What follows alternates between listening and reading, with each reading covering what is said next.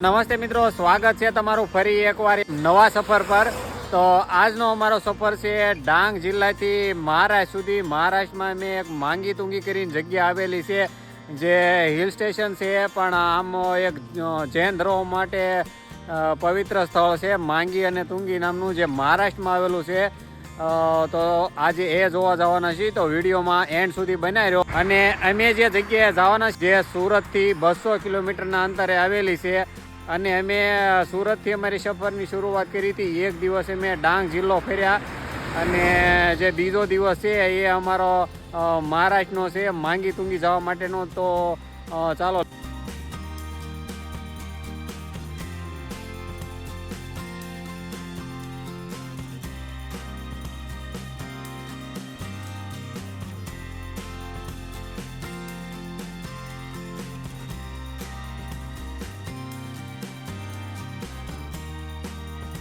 તમે મારી પાછળનો આ ખૂબસૂરત નજારો જુઓ।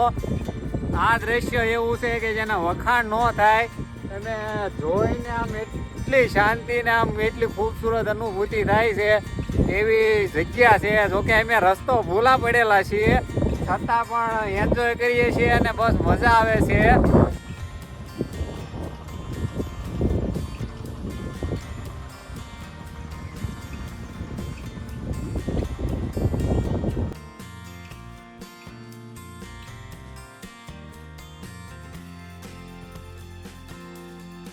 તમે ગુજરાત સાઈડથી આવો એટલે આ સાઈડ છે ગુજરાત, જે ડાંગ જિલ્લો લાગે। અને આ સાઈડ જે રસ્તો જાય છે તે મહારાષ્ટ્ર તરફ જાય છે, અને આપણે જવાનું છે આ સાઈડ માંગી તુંગી, આહવા, વઘઈ અને સાપુતારા। આ રસ્તેથી જવાય, જે ગુજરાતમાંથી આવે। અને હાલ હું મહારાષ્ટ્રમાં છું અને માંગી તુંગી અહીંથી 3 કિલોમીટર છે। તો ચાલો, માંગી તુંગી ધામ અમે પહોંચી ગયા છે। માંગી તુંગી જે જૈન દેરાસરો આવેલા છે તે સ્થળ ઉપર, તે સ્થળ મહારાષ્ટ્રમાં આવેલું છે। અને મારી પાછળ તમે માંગી અને તુંગી બે પર્વત જોઈ રહ્યા છો। જે બે પીક છે તે આશરે 4000 ફૂટ જેટલી ઊંચી છે, અને બંને પીક હાલ ફોગથી ઘેરાયેલી છે। અને વાતાવરણ બહુ જ અત્યારે શાંત અને સુંદર છે, અને આખું ફોગી વાતાવરણ છે।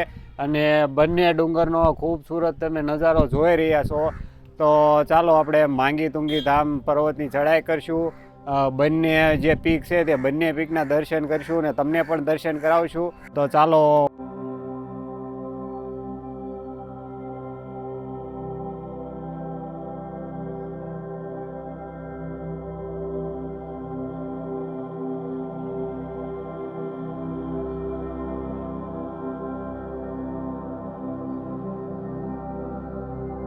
તમે આ ગેટની અંદર એન્ટર થાઓ એટલે માંગી તુંગી પહાડ પર જવાનો આ રસ્તો છે।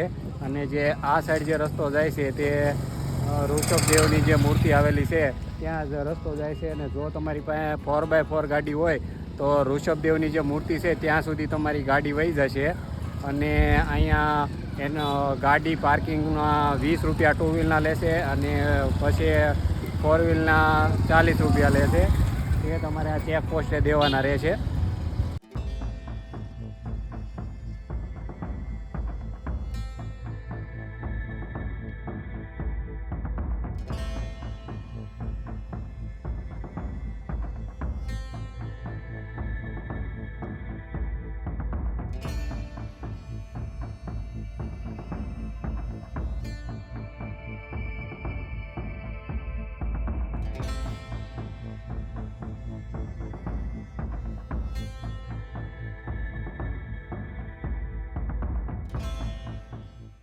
એન્ટ્રન્સ પોઈન્ટ છે જ્યાંથી ડુંગર ચડવાની શરૂઆત થાય, ત્યાં અમે આવી ગયા છે।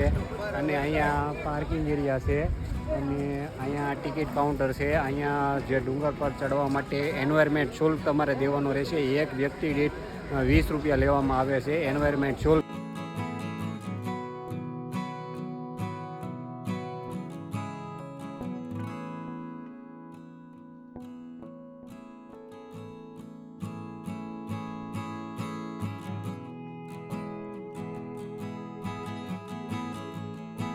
તો મિત્રો, માંગી તુંગી પર્વત ચડવાની શરૂઆત કરી દીધી છે। અને અહીંયા બે રસ્તા છે। એક જે મૂર્તિ તરફ રસ્તો જાય છે ત્યાં તમે ઠેઠ વાહન તમારું લઈ જઈ શકો છો, અને જે દાદર છે એ પણ અલગ રસ્તો છે. અને અહીંયા તમારે ગાડીના વાહનના પાર્કિંગના પૈસા દેવા પડશે અને વ્યક્તિ દીઠ 20 રૂપિયા અહીંની જે સફાઈ શુલ્ક અમારે સફાઈ ચાર્જ દેવો પડશે. અને ઉપર તમે કોઈ પણ જાતનો ખોટો કચરો ન ફેલાવો. અને લગભગ 4000 જેટલા પગથિયા છે.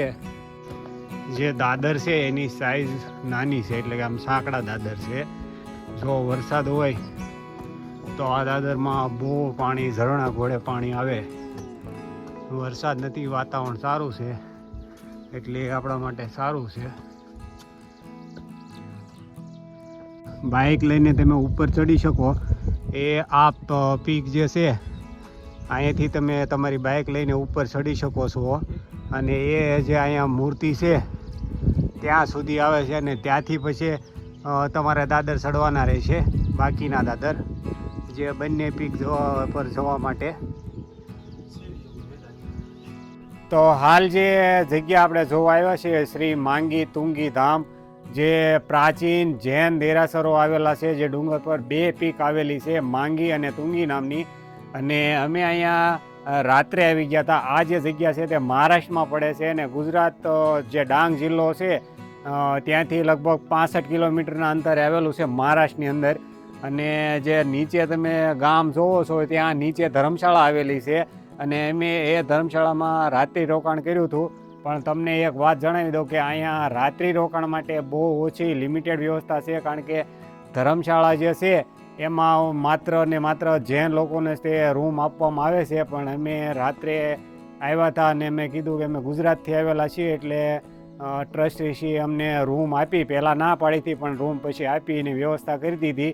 અને જમવા માટેના કોઈ ઓપ્શન નથી, એટલે જમવાની વ્યવસ્થામાં આવું નાસ્તા મળી રહેશે, પણ જમવાનું ગુજરાતી જમવાનું કોઈ ઓપ્શન નથી. એટલે અહીંથી જે 6 કિલોમીટર હાઈવે છે ત્યાં તમને જમવાની વ્યવસ્થા મળી રહેશે, અને એ પણ લિમિટેડ વ્યવસ્થા મળશે, કારણ કે નોનવેજ ઓપ્શન વધારે હોય છે, વેજીટેરિયન ઓપ્શન ઓછા હોય છે. એટલે આ જગ્યા ઉપર તમે ફેમિલી સાથે આવો તો જમવાની વ્યવસ્થા સાથે કરીને આવવું.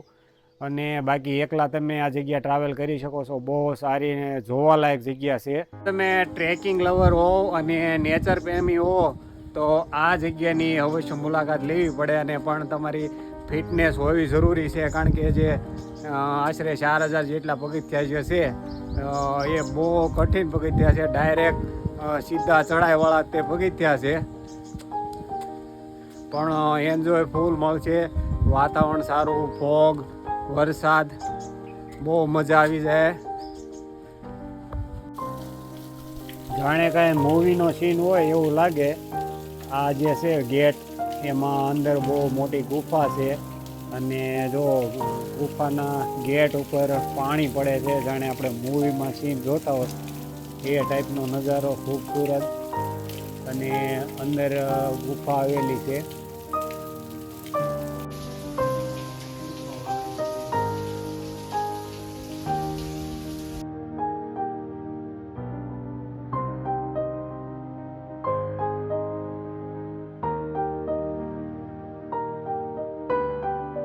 મહારાષ્ટ્રની ખૂબસૂરતી અત્યારે એવી લાગે છે કે જાણે આપણે હિમાલયમાં આવી ગયા હોય.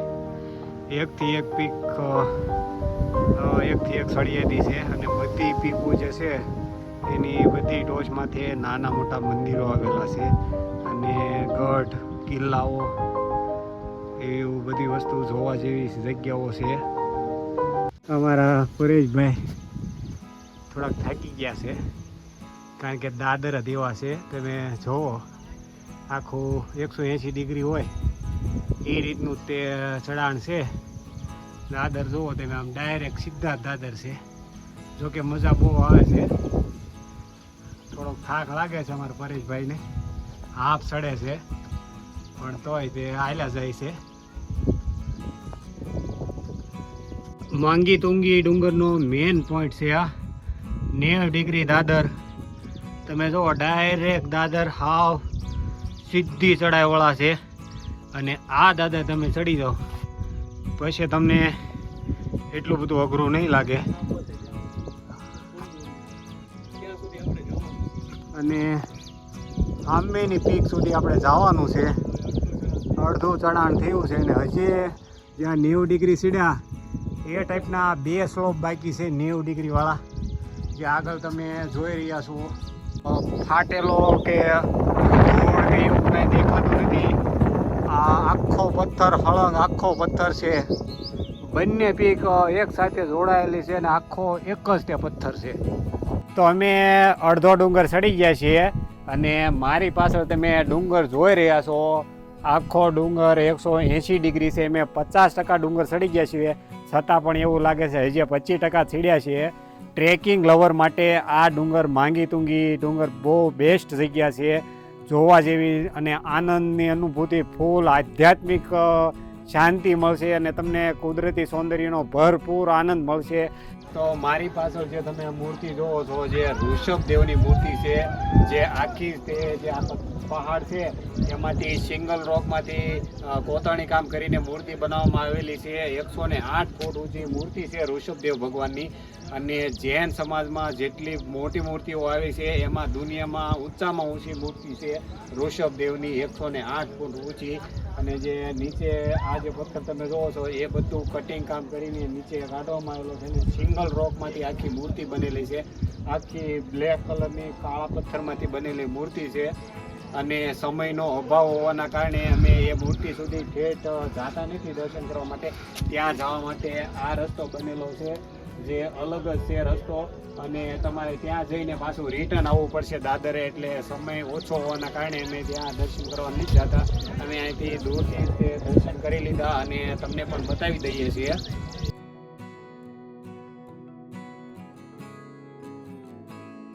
ઋષભદેવ ભગવાન શ્રી 108 ફૂટ ઊંચી મૂર્તિ જવા માટેનો આ રસ્તો છે. અને પીક તરફ જવા માટે આ દાદર છે. અને જે આ રસ્તો બનેલો છે ઋષભદેવની મૂર્તિ તરફ જવા માટેનો. અને થોડીક મૂર્તિ જે તમે જોઈ જ રહ્યા છો દેખાય છે. ચડાઈ થોડીક અઘરી જ છે, પણ જો કે વ્યવસ્થિત દાદર બનેલા છે ઠેઠ સુધી. અને બંને સાઈડ પાળી છે સુરક્ષા માટે, એટલે તમને કોઈ પણ જાતનો ડર નહીં લાગે. બાકી ચડાઈ તો અઘરી છે, ખતરનાક છે. નીચેનો નજારો તમે જુઓ, જાણે કે ગ્રેટ વોલ ઓફ ચાઇના આવી ગયા હોય વિઝિટ કરવા માટે, એવો નજારો છે. દાદર ઝીગઝેગ જે બનેલા છે, બહુ મસ્ત નજારો છે. અને આ આપણી ભારતીય સંસ્કૃતિ છે અને ભારતીય ઇતિહાસ છે, આપણો ગર્વ ઇતિહાસ. આપણે ખોટા વિદેશોના વખાણ કરીએ છીએ.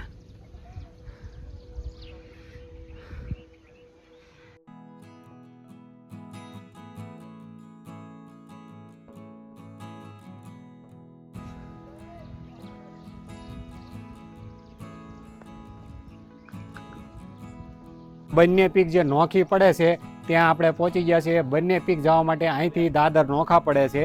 આ જે ગેટ બનેલો છે લગભગ સાલ મારી છે 1962ની સાલમાં બનેલો છે. આ જે પીક છે, આ જે પીક તમે જોવો છો તે માંગી છે. અને એની એક્ઝેક્ટ સામેની સાઈડમાં તુંગી પીક છે. અને બંને પીક જવા માટે દાદર અહીંથી અલગ પડે છે. તો ચાલો આપણે પહેલાં એક પીકના દર્શન કરી લઈએ અને પછી બીજી પીકના દર્શન કરી લઈશું. તો અમે મિત્રો પહેલાં જે તુંગી જે પીક છે, જે ઉગમણી સાઈડમાં આવે છે, તેના દર્શન કરવા માટે જઈએ છીએ. અમે જે પીક છે એની ઉપર ચાલી રહ્યા છીએ અને ડાઉન સાઈડમાં ઉતરી રહ્યા છીએ. અને એ પીક જે છે ત્યાં જવા માટે પહેલાં ચાલીને થોડોક રસ્તો છે, 200 મીટર જેટલું ચાલીને જવાનું રહેશે. અને તમને આમ જન્નત એટલે કે વાદળ પર ચાલતા હોય એવું લાગે, કારણ કે નીચેથી વાદળ આવે છે ઉપર અને બધું વાતાવરણ આખું ફોગથી ઘેરાયેલું છે. જાણે કે ધરતી પરનું સ્વર્ગ જાણે અહીંયા હોય અને તમે વાદળ ઉપર ચાલી રહ્યા હોય એવું લાગે છે. અને તમે આ પહાડ જુઓ, આ એકદમ મારી માથે જ છે પહાડ.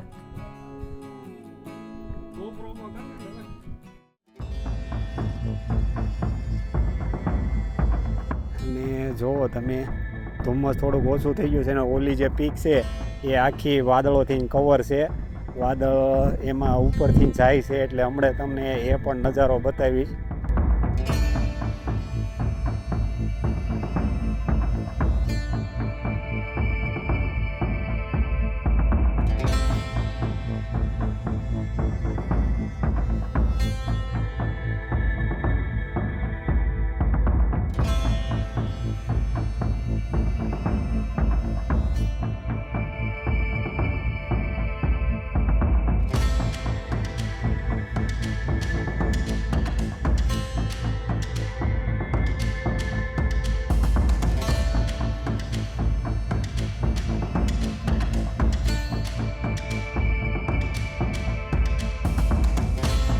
ચાલો તો મિત્રો, વાદળોની દુનિયામાં વાદળ ઉપર હાલવાની મજા માણો.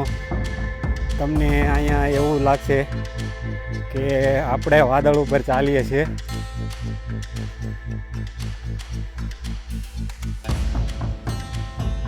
ઉપરની જે આ ખુલ્લી જગ્યા છે, ખુલ્લો એરિયા છે, આ થોડોક એવો સ્લોપ છે કે અહીંયા બંને સાઈડ પાળી નથી, એકદમ બંને સાઈડ ખીણ આવેલી છે અને જાણે કે ધરતી પરનું સ્વર્ગ હોય એવી આ ખૂબસૂરત અદ્ભુત અનુભૂતિ થાય છે ને એવી મજા આવે છે. અને વખાણ આ જગ્યાના લોકેશનના સુંદરતાના કઈ રીતે કરવા, એટલું આ સુંદર દ્રશ્ય છે. અને જે નીચેથી મેં પીક બતાવી હતી, આપણે જે શિવલિંગ ટાઈપનો ઊંચો જે પથ્થર જે છે એ જુઓ તમે, જેવો તેવો ફોગમાં વાદળની વચ્ચે દેખાઈ રહ્યો છે. અને જે આ પીક જે છે તે આખી જે આપણે હરિહર ફોર્ટ છે, તમે વિડીયોમાં જોયો છે, સેમ ટુ સેમ એ રીતની પીક છે. ખાલી ફેર એ છે કે અહીંયા વ્યવસ્થિત પ્રોપર દાદર બનેલા છે એટલે તમને બીક ન લાગે. બાકી હરિહર ફોર્ટ કરતાં અઘરી જગ્યા છે અને મજા આવે એવી જગ્યા છે. એકવાર જરૂરથી આ જગ્યા જોવા માટે આવવું પડે. જે આખો ડુંગર છે એ 180 ડિગ્રી ચઢાણ છે ને દાદર તમે જુઓ, તમને બતાવું, સીધા કરાળ દાદર છે ડાયરેક્ટ. અને જે ડાયરેક્ટ ડુંગરની કોર ઉપર ચાલવાનું રહેશે. આમ થોડોક ડેન્જર છે, બીક લાગે એવું, પણ મજા બહુ આવે છે. અને જે આ જે જગ્યા છે એ આખી જગ્યા નાની મોટી પર્વતમાળાથી ઘેરાયેલી છે. ચારે તરફ નાના મોટા પર્વતો આવેલા છે અને એનો કુદરતી સૌંદર્ય અને નીચે તમે નજારાઓ જોઈ રહ્યા છો. જે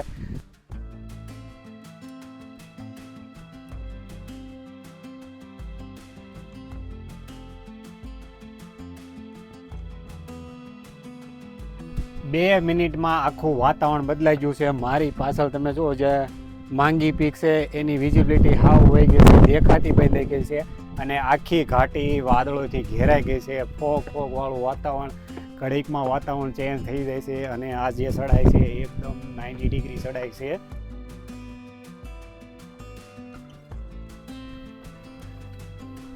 દાદર તમે જુઓ એકદમ સીધા ચઢાઈવાળા છે. અને જે આ પીક જે છે તમે નીચેથી જુઓ તો એકદમ બીક લાગે કે અહીંયા કેમ ચડશું.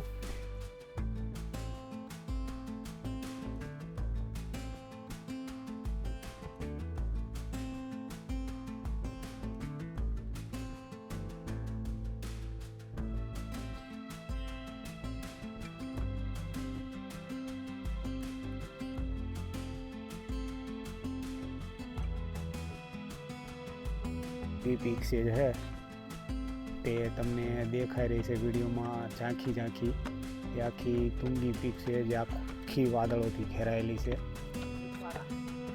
બધા માણસો એમ કહે છે કે અહીંયા ફરીવાર ન હોતા, એટલે કે મજાક કરે છે બધા, કારણ કે જે ચડાઈ છે એ બહુ ચડાઈ લાસ્ટમાં ખતરનાક છે. અને નીચે આખી ઘાટીની જો તમે વિઝિબિલિટી હાવ ડાઉન થઈ ગઈ છે, ફોગથી આખું વાદળથી ઘેરાઈ ગયું છે. અને જો તમે આ પાસે ચડી રહ્યા છે, તમને કદાચ ખોટું લાગતું હોય અને બધા 4 પગે ચડે છે, બીક લાગે એવું વાતાવરણ છે. અને આખરે પીક ઉપર આવી જાય છે અને બધાની ખુશી જોવો પીક ઉપર આવીને.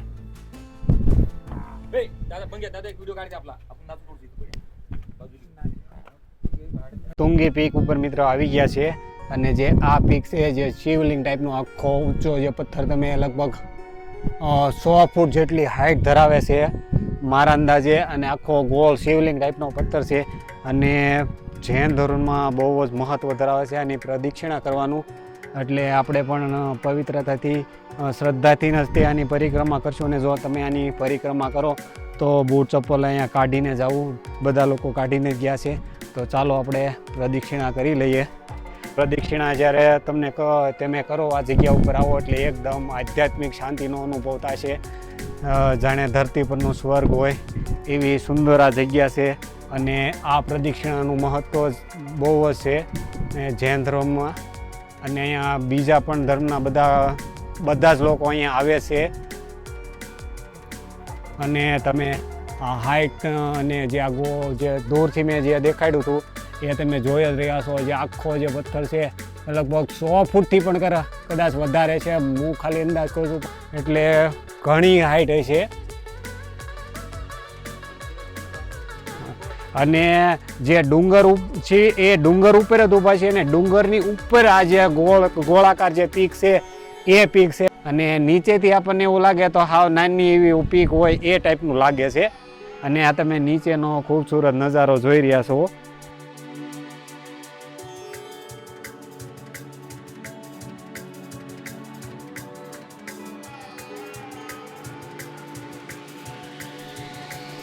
અને જે આ પીક છે એની ગોદમાં નાની નાની મૂર્તિઓ આવેલી છે. જૈન ભગવાનની અને જૈન સંતોની જે મૂર્તિઓ છે, જે આ જ પથ્થરમાંથી કોતરણી કામ કરીને બનાવેલી છે. અને જે આ મૂર્તિઓ છે એ હજારો વર્ષ જૂની મૂર્તિઓ છે. અને અમુક મૂર્તિઓનો જીર્ણોદ્ધાર કરીને નવી પણ બેસાડવામાં આવેલી છે, જે આની અંદર છે. અને અહીંયા નાની મોટી ગુફાઓ આવેલી છે, જે પર્વતની અંદર તમે અહીંયા આખું પેક છે.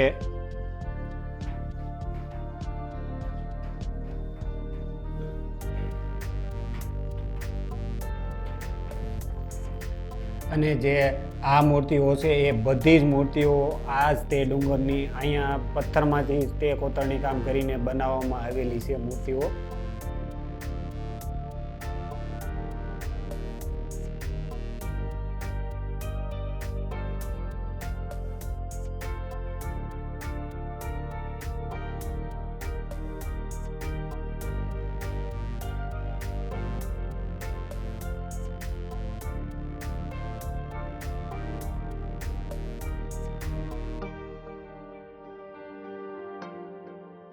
અને જે આ પીક છે એમાંથી તમે જુઓ પાણી રીજીને ધીમે ધીમે આવે છે. અને એ પાણી રીજીને એનો સંગ્રહ કરવા માટે આવે છે, જે પહેલાંના સમયમાં પીવા માટે ઉપયોગ કરવામાં આવતો. અને તમે જુઓ ત્યાંથી પાણી ટપકીને આવે છે, એટલે ત્યાં એક નાની એવી સરેડી કરેલી છે જે પાણી આમાં એકત્રિત કરવા માટે. અને પાણી પણ એકદમ ચોખ્ખું છે.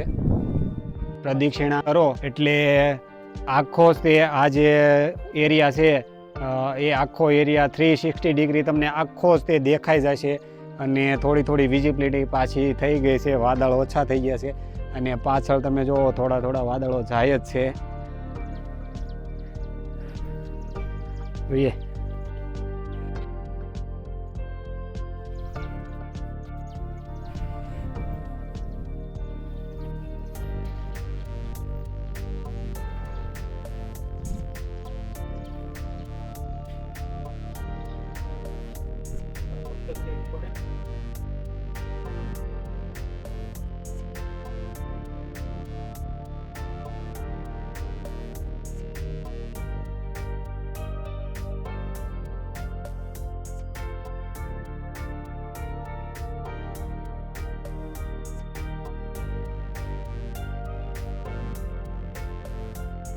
મિત્રો, અમે તુંગી પીક જોઈને આવ્યા છીએ. અને મારી પાછળ જે તમે જોવો છો તે માંગી પીક છે. સમયના અભાવના કારણે અમે એ પીક જોવા માટે જવાના નથી, કારણ કે હજી એ પીક જવા માટે પણ ઘણું બધું ચઢાણ છે. અને મેં કાલે અહીંયા આવ્યા હતા ને એક રાત રોકાણા છે. ને હવે સમયનો અભાવ છે ને સુરતથી લગભગ આ જે જગ્યા છે એ 200 કિલોમીટરના અંતરે આવેલી છે, એટલે ટાઈમ ઓછો હોવાથી એ પીક જોતા નથી. બંને પીકનું પ્રદક્ષિણા કરવાનું મહત્ત્વ છે. અને બસ આ વિડીયો અહીંયા એન્ડ કરીએ છીએ. જો તમને અમારા આવા વિડીયો પસંદ આવતા હોય તો અમારી ચેનલ ટ્રાવેલ વિથ ગુજરાતી ફેમિલીને લાઇક કરો, શેર કરો અને સબસ્ક્રાઈબ કરો.